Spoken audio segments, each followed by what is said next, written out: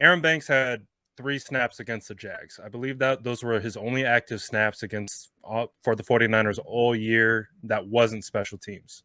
There were 3 not great snaps. And I went into training camp. I'm a trench guy. When I go to training camp, I watch the trenches. I don't watch coverages. I don't watch what's going on there. I'm watching what's going on in between the trenches, O-line versus D-line. So Aaron Banks was a huge point of I want to watch Aaron Banks, our second round draft pick. And when I got to training camp, it was very apparent that Banks was not going to be really challenging Brunskill for that right guard position at all.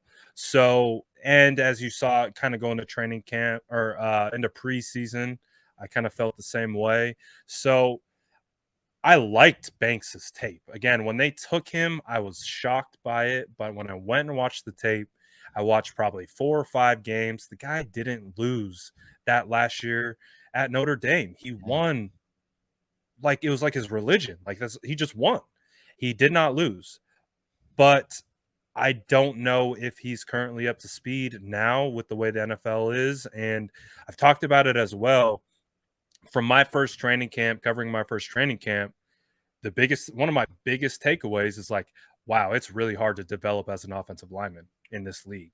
When you have 6, 7 padded practices before you're playing preseason action, I'm like, ooh, I mean, I need contact to be able to get used to it and acclimate. It's cool going against air, but unless you're going 100 speed in those trenches, it's really hard to really work everything that you need to do. And as we know, defensive line talent in the NFL, they all got power. They all got size.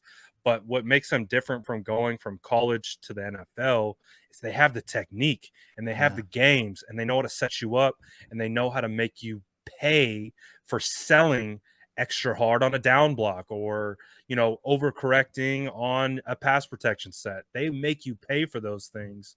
And so if you're just not up to speed on that, it can bite you. So I'm not saying like it can't happen, but it will be. I'm very interested to see the development of Aaron Banks. That's for sure. Yeah, and I think the offense has been hit the hardest by the fewer padded practice. Like even in college and high school, you can do shell practices, shoulder pads and helmets, and still get that work.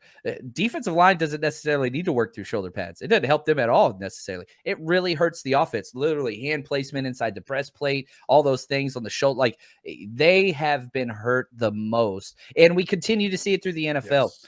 Offensive line has deteriorated. And everything else has kind of excelled and gotten faster, more 7-on-7, and offensive line just continues to dissipate. Just want to say thanks for watching and supporting the 49ers Rush podcast channel. If you haven't hit subscribe yet, please do so in the middle of the screen now. And here are a few extra videos if you want to check that out for some more 49ers content. Just want to say thank you. And as always, stay strong, faithful.